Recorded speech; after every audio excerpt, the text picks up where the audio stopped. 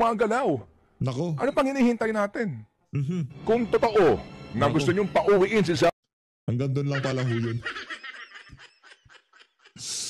Anak ng Petrang Garapata. Diba? Napakalabo naman ho nun mga kababayan. Mantakin nyo ho yun. Ha? Ilang beses nang nabanggit ang pangalan na yan. Ilang beses na siyang inimplicate dito sa issue ng flood control scandal na to. Pero mapahanggang sa ngayon, wala hong galaw sa DOJ, sa DFA. DOJ sana magrekomenda na kasi yung mga red notice, nung panahon nitong si dating Pangulong Rodrigo Duterte, ang bilis nila yun.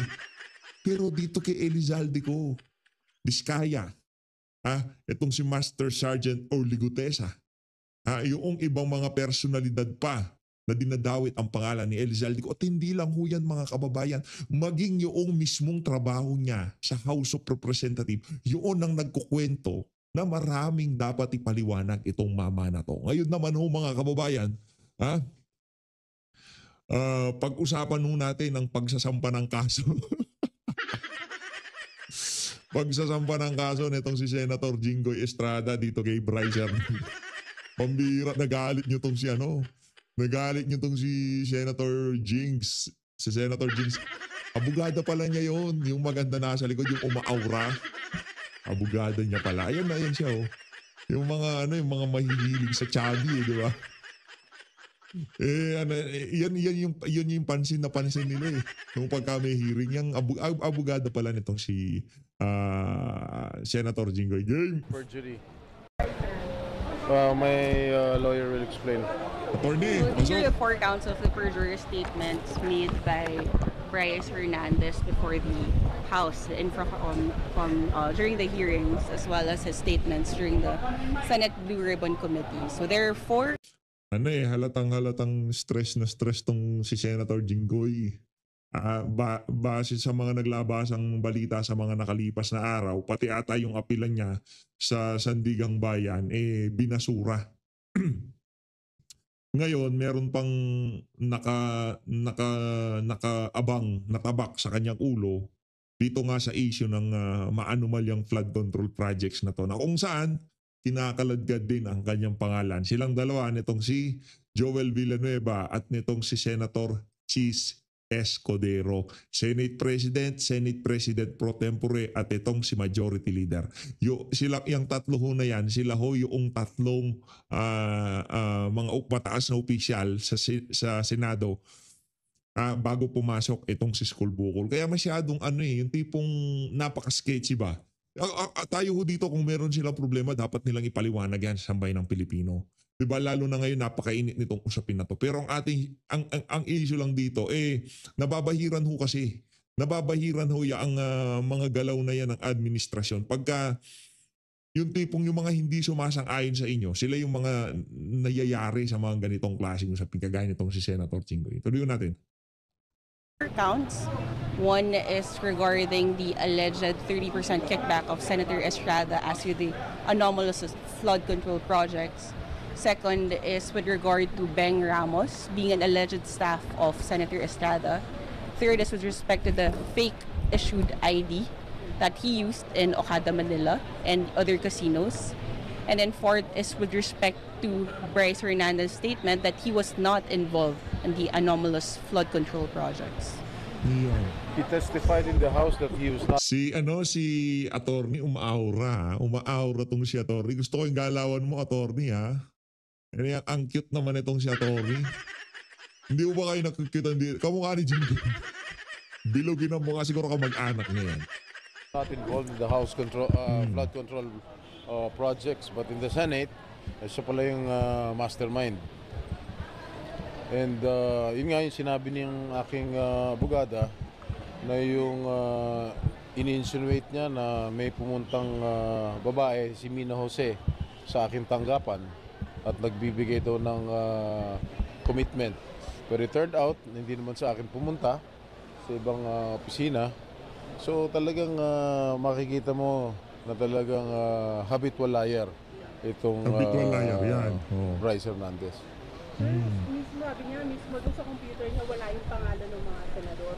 Hindi ko alam kung bakit niya binanggit yung aking pangalan doon sa nag-hearing sa House of representatives. Ito lang talagang makapanira lang ng senador. Makapanira lang ng tao eh. Kasi prior to that, bago siya umattend nung hearing sa House, nung second hearing ng Blue Ribbon Committee kay Senator Marcoleta pa, doon pa lang nagsisinungaling na. Kaya we cited him for contempt. At yun, I was instrumental in citing him for contempt, kaya nakulong siya. Kaya siguro the next day ay kung ano-ano pinagsasabi niya kasinungalingan at dinawit pa yung aking pangalan. Gaano kayo confident dito sa kasong final nito? I'm very confident dahil nationwide naman televised itong Blue Ribbon hearing. Makikita naman ng taong bayan na talagang napakasinungaling nitong taong ito.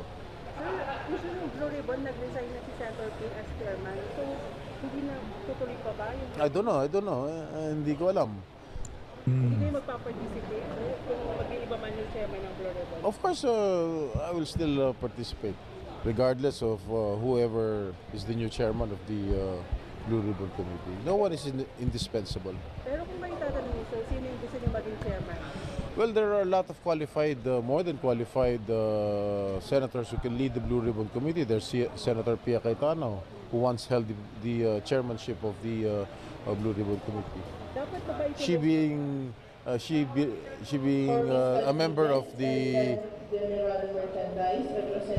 a member of the majority group. Versus Mark Reyes. Senator, kailan po ba ituloy yung investigasyon? Well, call na ng bagong chairman ng Blue Ribbon Committee. Pero kayo, sir, ano kayo? Dapat ba? Kasi may mga pinangalan. Meron pa kasing mga nakapending na dapat imbitahan, no? When I watched the last hearing of the Blue Ribbon Committee, meron pa mga kailangan pang imbitahan na talagang malaman natin ang buong katotohanan. Sabi nga ni Senator Lacson, ay inibitan nila yata si Speaker Romualdez tsaka si Congressman Saldico at marami pa ibang mga personalities. Ang problema nga dito, Senator Jinggoy, kahit anong imbitasyon na gawin dito kay Eli Saldico, malabong ano yan malabong mapapauwi yan. Ngayon kung hindi talaga, ako okay lang naman imbitahan siya, okay lang naman makontempt siya, pero wala tayong mapapala dyan. Ngayon, habang hindi natin siya mahagilap, di ba mas mainam ho siguro mga kababayan, ano na natin siya, yung tipong tag dito, yung mga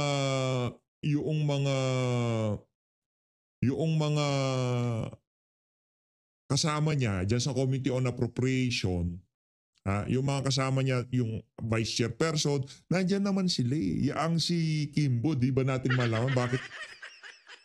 Pati ba naman itong kay Kimbo, pinagtatakpan itong mga mainstream media na to, mga congressman na to, mga senador na to, para hindi talaga kasi pagkayang si Kimbo napunta sa Blue Ribbon, maghahalong balat sa tinalupa. Babalatan siya ng buhay doon, wala ng parliamentary immunity. Wala parliamentary immunity, ba't hindi natin patawag? Ba't puro Saldico? Diba? Ano'y natin, ika nga, mantikaan natin yung bibig ni nitong si Eli Saldico para magkaalaman talaga. Ay nitong si Stella Kimbo. Kung hindi natin mapadalo yung si Eli Saldico, pwede na yan si Stella Kimbo. Marami nang nalalaman yan, di ba? Ang dami ho kasing ang daming ang tawag dito, ang daming mga kaartihan. Yung si Eli Saldico, malayo na ho yan. Nasa ano na ho siya, nasa mga ano na siya, mga ang tawag dito, mga Russian mafia kung tawagin. Russian gangster, di ba? Oh. Na kailangan talagang umapir sa susunod na Blue Ribbon Hearing Committee kung meron man.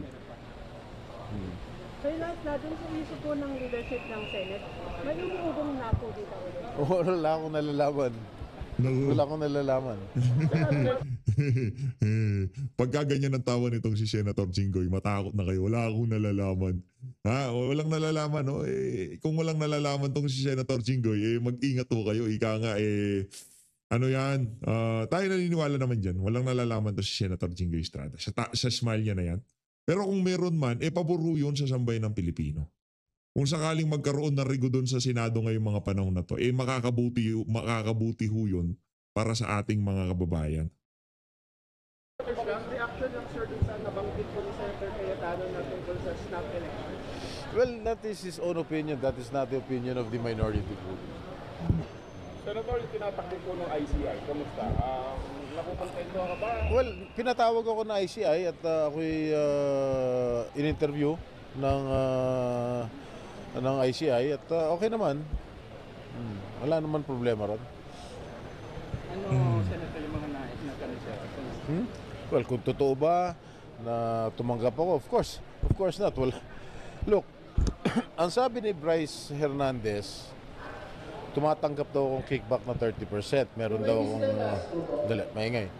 Meron daw akong tinanggap. Tinuro niya si Henry Alcantara. Nung nag-testify si Henry Alcantara, binanggit yung pangalan ko, pero sinabi niya wala akong transaksyon. Wala siyang transaksyon sa akin. So paano siya magbibigay ng pera sa akin kung wala siyang transaksyon sa akin? Pangatlo, sinabi ni Alcantara, tinuro niya si Yusek Bernardo na si Yusek Bernardo daw ang nakikipag-usap sa mga politiko. Hindi naman binanggit ni Yusek Bernardo yung aking pangalan noong nakarang hearing. So, double hearsay o triple hearsay itong ginagawa nila sa akin. Talagang gusto nila talaga akong sirain sa publiko dahil I'm the most vulnerable amongst all the senators dahil sa aking issue. Mga nakaraan. So, yan. Sir, tingin niyo ba dapat i-live stream itong ICI hearing? Well, depende na yan sa naglilid. Depende kay Justice Andy Reyes yan.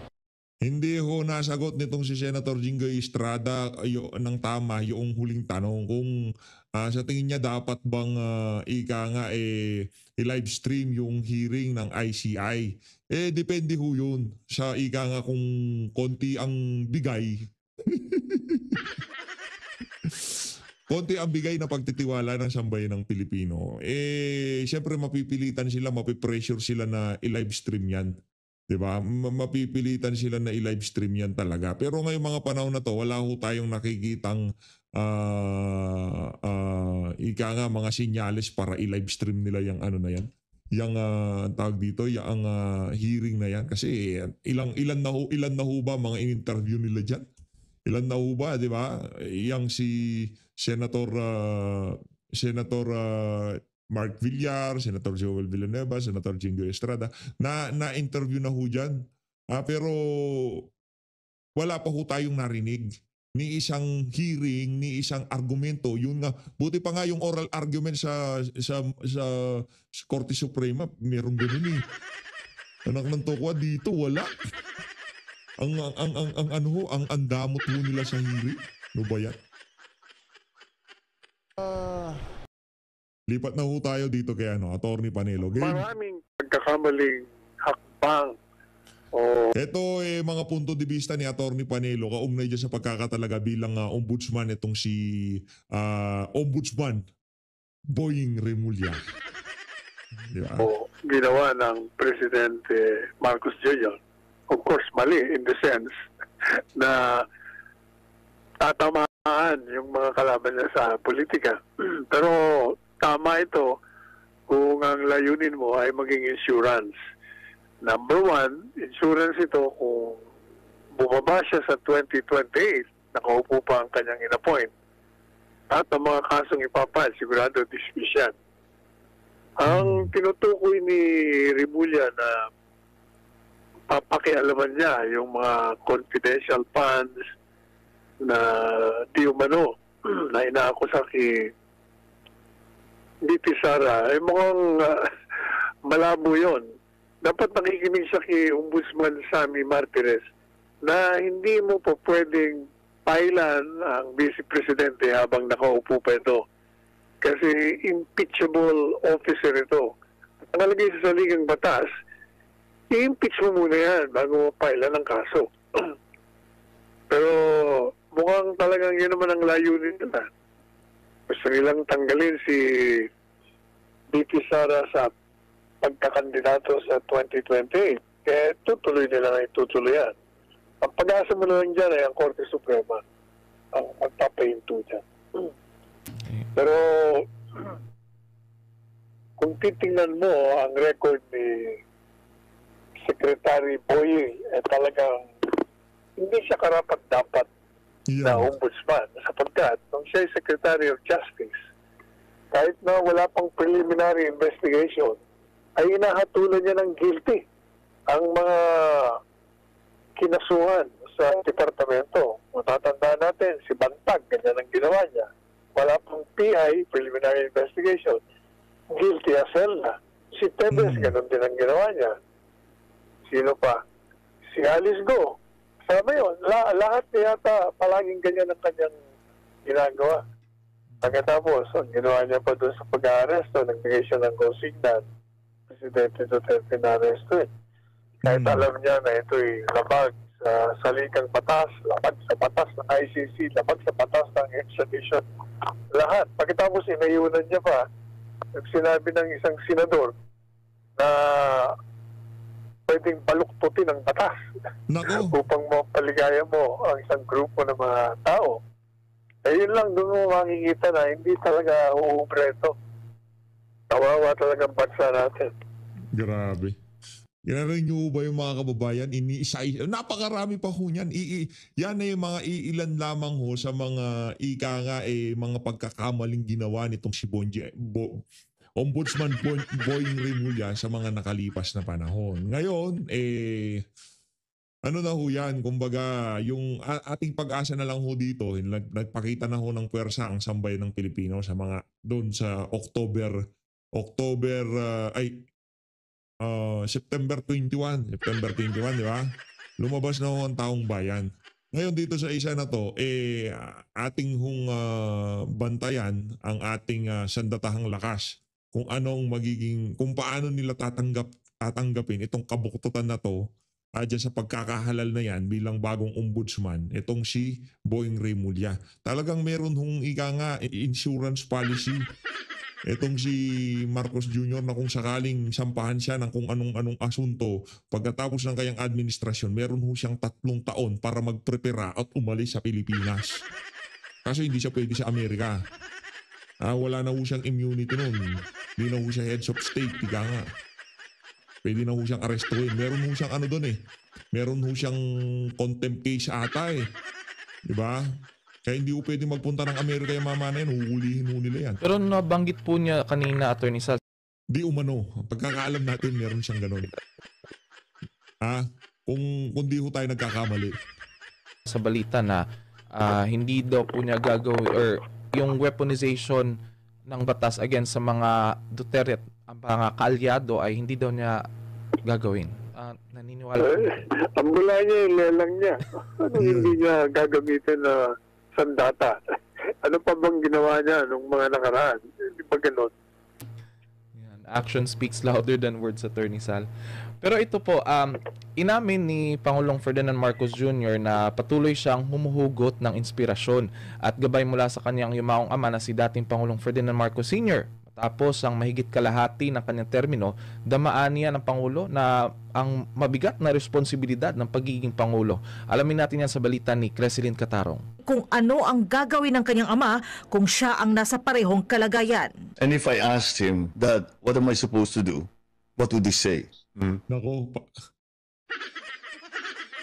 Ito konteksto kasi pinutol ko ito Kasi kung iniisip daw nitong si Marcos Jr. na kung sakaling ang kanyang ama ang presidente ngayong mga panahon na to, anong gagawin ng kanyang ama? Ito sasabihin ko magdedeklara siya ng martial law. Kasi parehas kayong sintu-sintu nun So because I'm in government and I'm president and he was president. Right. That's a treasure trove of good advice right there. I try to look back. Treasure trove. Ngayon, pag English talaga nakanto ko. Scripted pala yan, sorry. Pero kung pagsasalitaan mo na dire-diretso sa podium yan, tapos mag-speech siya, magkakautal-utal yan. Magpapalipit-palipit ang dila niyan. Baka edited nga yan Back and see what of what you know of him. What would he say? Okay. How would he judge what you just did? Anak, mali yan. Or anak, very good. Or whatever, Biro pa ng Pangulo, naririnig pa niya sa kanyang isipan ang boses ng kanyang ama at mga kaalyado nito mula sa nakaraang henerasyon. Lalo na sa... Baka ano lang, baka mataas lang litad mo, Brad. Baka ano, quality.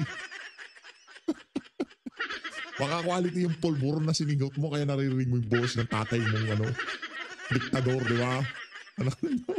Naririnig niya daw yung boses ng kanyang ama. Pagka singhot mo ng pulburo, ko, tatay ko ba naririnig ko? Lakas ng tama nito si Bangago. Sa mga panahong mabigat ang hamon ng pamumuno. Since I became president, sometimes I hear in the back of my mind, it's like my father and some of his other political allies. Ay, taas. Grabe. Ang taas. Naririnig niya daw sa ang tawag dito sa likod ng kanyang utak. Ang boses. Mga boses. Baka yun yung mga tinutukoy na multo ni Tatay Digong dyan sa Malacanang. Pagkatapos mong nagpulburon kung ano-ano naririnig mo, lang niya ka. Yung sa generation niya. Oh, mahirap ano. But you knew that. You knew it. Inamin din ni Marcos Jr. na bagamat may ideya siya sa mga hamon ng pagiging Pangulo dahil sa kanyang ama, ibang usapan pa rin umano ang aktual na pagharap sa mga ito. Well, pagka may bagahe ka, mahirap talaga pagka may bagahe ka. Diba yung tipong, halimbawa na lang dito sa issue ng korupsyon, hindi ka pwede magsalita kasi may bagahe ka nga. Kayo galing sa pamilya ng mga magnanakaw. Ang tatay mo diktador na magnanakaw.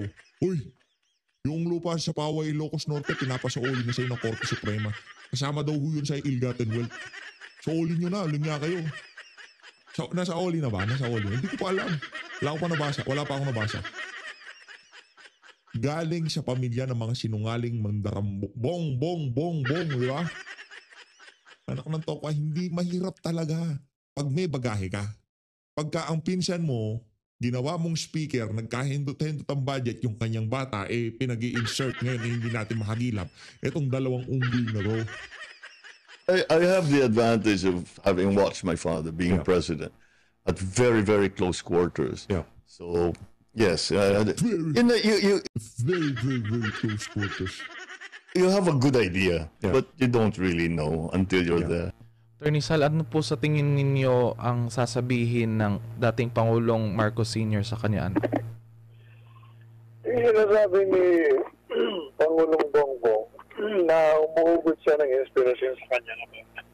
Mukhang hindi naman totoo sapagkat kung ang kanyang ama, ang kanyang role model, marami siyang matututuan. Pero baliktad lahat ang ginagawa niya. Yung ama niya, decisive. Siya hindi decisive. Decisive siya pag sa kalaban. Yeah. Ang kanyang ama, maraming mga ginawang infrastruktura, wala yung makita. Marami ang mga ginawa ng tatay niya na wala siya sa kalingkingan. Kaya hindi totoo yung sinasabi. In fairness, marami naman talagang mga infrastruktura. Tayo naman ho dito sa PHFD. Pero marami din pang nanakaw na nangyari noon. Sa dami ng pera na sambayan ng Pilipino noong mga panahon na yun, kunyari, siguro trilyon ang ninakaw nila ngayong mga panahon na to, yung iilang bilyon, pinanggawa nila ng infrastruktura para kahit pa paano, hindi sila mahalata. Pero dito, magpapakitang gilas itong si Marcos Jr. sa kanyang ama kung sakali magkita sila sa malapit na inaharap. Hindi. Talaga PH kung ano pinagsasabi mo. Sa mga susunod na panahon, sa lalong Hindi. Kayo naman, oo. Hindi naman ganun. Hindi tayo nagnanasa ng kung ano man sa mga individual, di ba? Mapagmamalaki niya sa kanyang ama, tay, ikaw nagnakaw ka pero meron ka na pagawang infrastruktura para hindi ka mahuli. Ako, iba ako, tay. Di ba gaganon nito si Marcos Jr.? Ako wala akong pinagawa, ninakaw namin lahat. Ay namin, hindi pala. Ninakaw namin pala lahat, di umano. Sinasabi niya. Ang pangihinaya nga siya. Hindi siya nagmana sa kanyang ama. Ayan. Pero kaugnay po wala ba si Ma'am Hana? Hinahanap-hanap ko si Ma'am Hana. Ma'am Hana, where are you? Ma'am Hana, please. Ang galing kasi ni Ma'am Hana. Pero magaling din naman tong si Sir. Magaling palakpakan natin si Sir. Pero 2 palakpak kay Ma'am Hana. Ilan palakpak? 10 palakpak kay Ma'am Hana. Yan. 10 na yun, Ma'am Hana. Patuloy natin. Isyong yun, Attorney Sal, ay inilatag pa rin niya or inilatag ni Pangulong Ferdinand Marcos ang kanyang mga pangunahing prioridad sa kanyang natitirang panahon sa panunungkulan. Kung ano-ano ito, alamin natin muli sa report ni Creselyn Catarong. Ano ho yan, yung palabas na yan, ang palatuntunan, itawag kay Panelo. Punta ho kayo sa Itawag kay Panelo YouTube channel at mag-subscribe ho kayo. Doon nyo ho makikita ang mga punto de vista nitong former Presidential Legal Counsel, Attorney Salvador Panelo. As always, maraming salamat.